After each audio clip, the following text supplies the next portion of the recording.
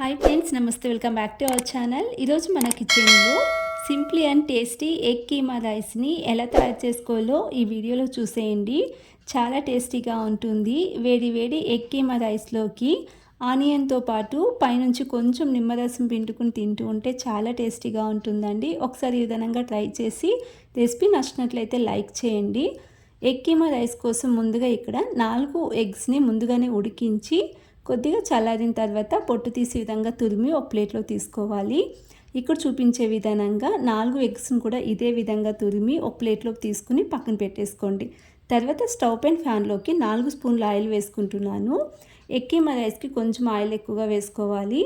ఇందులోనే 4 పచ్చిమిర్చిని రౌండ్గా కట్ చేసి వేసుకోవాలి. అలాగే 3 మీడియం సైజ్ ఆనియన్స్ని కూడా చిన్నగా కట్ చేసి వేసుకుని ఉల్లిపాయ ఒక 50% వరకు మగ్గేంత వరకు ఫ్రై చేసుకోవాలి. చాలా సింపుల్గా చేసుకోవచ్చండి. చాలా టేస్టీగా ఉంటుంది ఈ రైసు. ఇందులోనే 1/2 టీ స్పూన్ అల్లం వెల్లుల్లి పేస్ట్ వేసుకుని పచ్చివాసన పోయేంత వరకు కొంచెం ఫ్రై చేసుకోండి.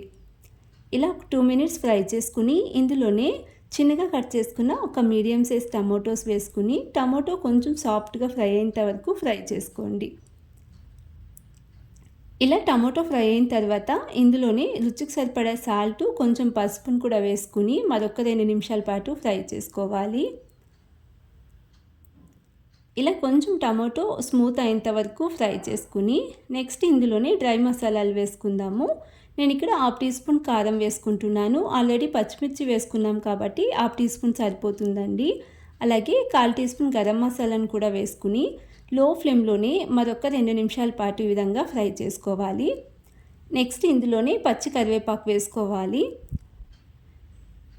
ఇలా మసాలాలు మొత్తం కూడా బాగా ఫ్రై చేసుకున్న తర్వాత నెక్స్ట్ ఇందులోనే ఉడికించి తురిమి పక్కన పెట్టుకున్న ఎగ్స్ యాడ్ చేసుకోవాలి.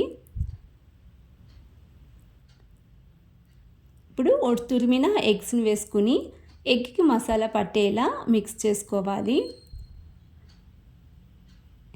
ఇలా మిక్స్ చేసుకుని నేను ముందుగానే ఉడికించి పక్కన పెట్టుకున్న రైస్ని 1.5 కప్ వరకు రైస్ వేసుకుని మిక్స్ చేసుకుంటున్నాను.